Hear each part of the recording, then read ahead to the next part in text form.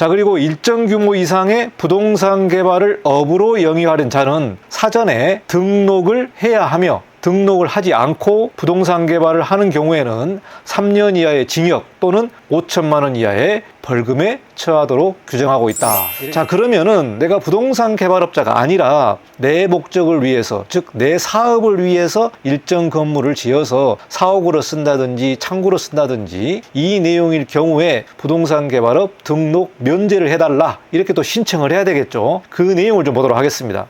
자, 여러분의 구독이 강의를 하게 하는 힘이기 때문에 여러분 구독 부탁드리고요. 제 채널도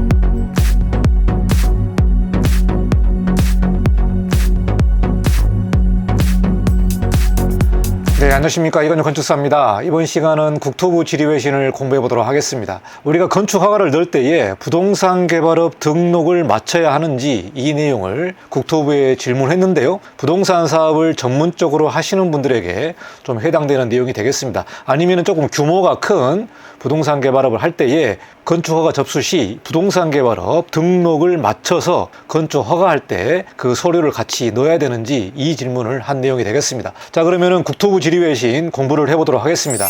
자, 먼저 질문을 좀 보도록 하겠습니다. 건축 인허가 넣을 때에 부동산 개발업 등록 대상의 확인 여부에 관련된 질문인데요. 건축법 11조 14조의 건축 허가 및 신고를 처리할 때에 부동산 개발업의 관리 및 육성에 관한 법률에 따른 부동산 개발업 등록 사실 확인 업무 처리 기준을 준수하여, 자, 이 내용은 2018년 3월에 국토부 부동산 개발 정책과에서 행정지침으로 나간 내용이 되겠습니다. 자, 여기서 다시 한번 말씀드리면은 부동산 개발업 등록 사실 확인 업무 처리에 관련된 지침을 지자체에 내보냈는데요. 건축 허가를 접수할 때에 이 부동산 개발업 등록 대상 여부를 확인하고 그 관련 내용을 보완하고 요구할 수 있는지 이 내용을 질문한 부분이 되겠습니다. 자, 그러니까 건축 허가 넣을 때에 부동산 개발업 등록 대상 여부와 그 관련 내용을 보완 요구할 수 있는지 이 질문을 한 부분이 되겠는데요. 국토부의 답변을 좀 보도록 하겠습니다. 자, 민원의 요지는 건축 인허가할 때에 부동산 개발업 등록 대상 확인 필요 이 여부에 관련된 질문인데요. 자, 이런 질문을 한 내용을 보면은 지자체에서 부동산 개발업 등록 대상인데 이거를 확인하지 않고 허가를 내주는 경우가 있어서 이렇게 또 질문한 부분이 되겠습니다. 자, 국토부 답변을 좀 보도록 하겠습니다. 부동산 개발업자의 난립 방지 및 소비자 보호를 위한 목적으로 부동산 개발업 등록제 도입을 주요 내용으로 하는 부동산 개발업의 관리 및 육성에 관한 법률, 즉 부동산 개발업법이 제정이 되고 2007년 11월 18일부터 시행을 하고 있습니다. 자, 그리고 일정 규모 이상의 부동산 개발을 업으로 영위하는 자는 사전에 등록을 해야 하며, 등록을 하지 않고 부동산 개발을 하는 경우에는 3년 이하의 징역 또는 5천만 원 이하의 벌금에 처하도록 규정하고 있다. 이렇게 답변을 하고 있고요. 문제는 일정 규모 이상의 부동산 개발을 주요 사업으로 하고자 하는 사람은 건축 허가 전에 등록을 해야 된다, 이렇게 말하고 있고요. 등록을 하지 않고 부동산 개발업을 하는 경우에는 3년 이하의 징역, 5천만 원 이하의 상당히 강한 징계를 하고 있습니다. 자, 이어서 답변을 보도록 하겠습니다. 부동산 개발을 위한 건축 허가 및 형질 변경. 자, 형질 변경은 임야를 대지로 바꾼다든지 산지를 대지로 바꾼다든지 이렇게 지목을 변경하는 부분이 되겠습니다. 자, 형질 변경 같은 경우는 개발행위 허가를 받아야 되는 거죠. 그래서 건축과와 또 산지과 또 임야과 이렇게 기타 협의 부서들이 같이 허가 서류를 검토해서 최종적으로 허가를 내주는 부분이 되겠습니다. 자, 그러니까 건축 허가 및 형질 변경 등 각종 인허가를 담당하는 기관에서는 해당 인허가의 신청 단계에서부터 개발 목적 및 개발 내용, 그러니까 그 규모가 들어가는 부분이 되겠습니다. 개발 목적 및 개발 내용에 따라서 개발 주체가 부동산 개발업법상 부동산 개발업 등록 사업자인지 그 여부를 확인하여 개발 주체의 위법 행위가 사전에 방지될 수 있도록 해야 될 것입니다. 이렇게 답변했는데요.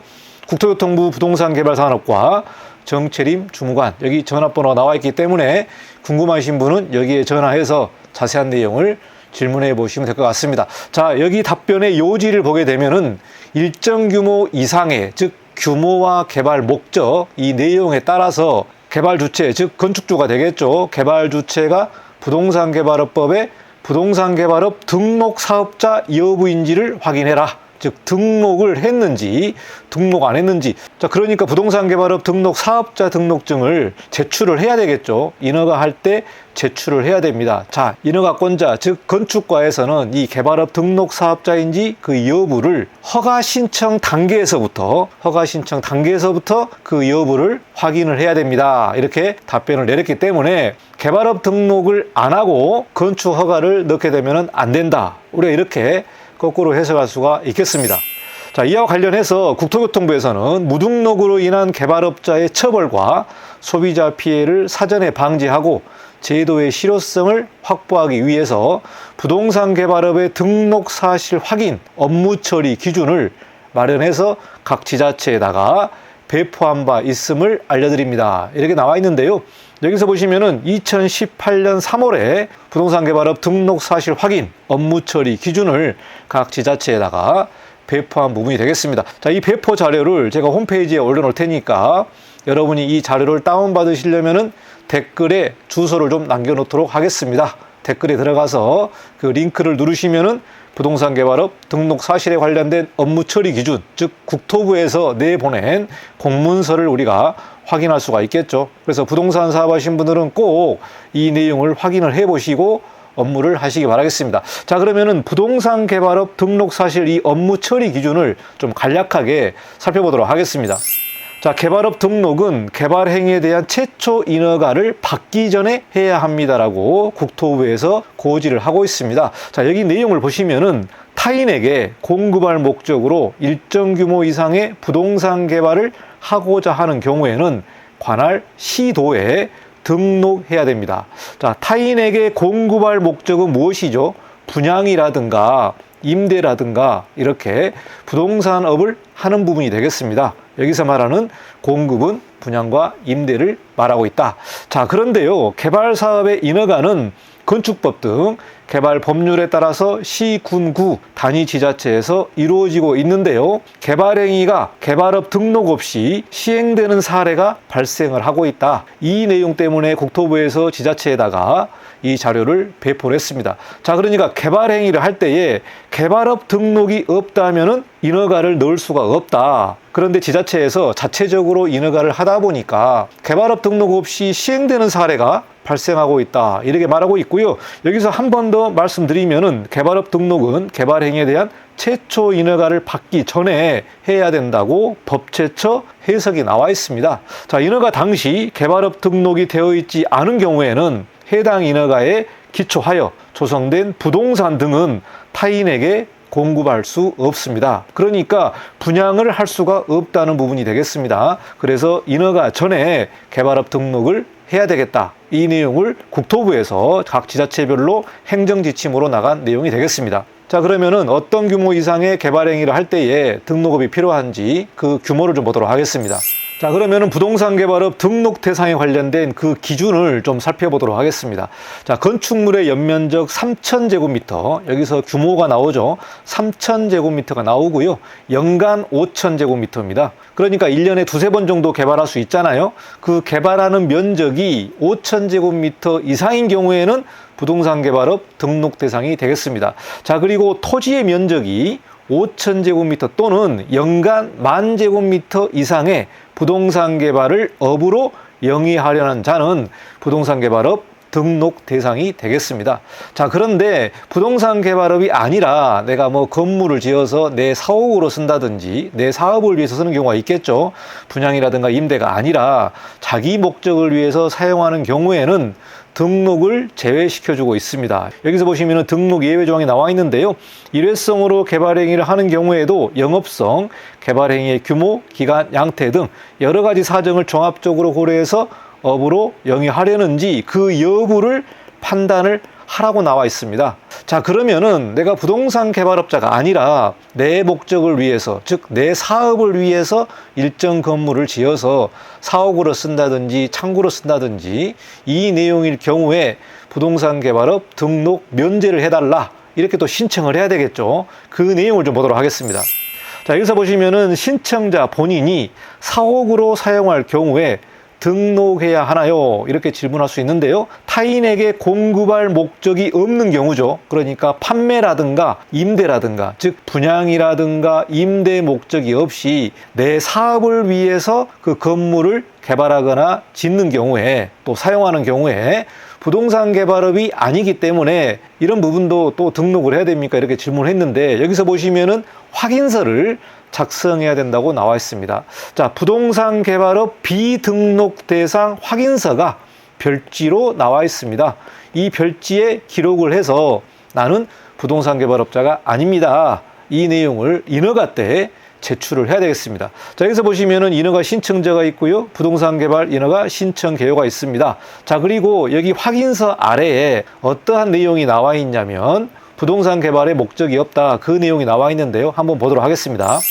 자, 양식 하단에 본건 부동산 개발은 신청자 본인이 직접 사용하고자 하는 것으로 타인에게 공급할 목적이 없음을 확인하며 이 건에, 즉 인허가를 받은 후에 조성 중인 부동산 또는 조성한 부동산에 대해서 인허가 변경, 토지 준공검사, 건축물 등의 사용 승인 후에는 타인에게 공급, 즉 판매라든가 임대 경우가 되겠죠. 타인에게 공급할 수 없으며 이를 위반할 경우에는 부동산 개발업법에 따른 무등록 사업자로 형사처벌을 받을 수 있다는 사실을 안내받았음을 확인합니다. 자, 그러니까 이 확인서 하단에 이 내용을 숙지를 하고 여기서 인허가 신청자와 인허가 담당자, 자, 신청자 같은 경우는 건축주가 되겠죠. 건축주가 이렇게 사인을 해야 되겠습니다. 자, 인허가 담당자는 건축가 담당자가 되겠습니다. 자, 그러니까 이 프로젝트를 내가 진행을 하는데 타인에게 판매라든가 임대 목적이 없다, 즉 내 사업을 위해서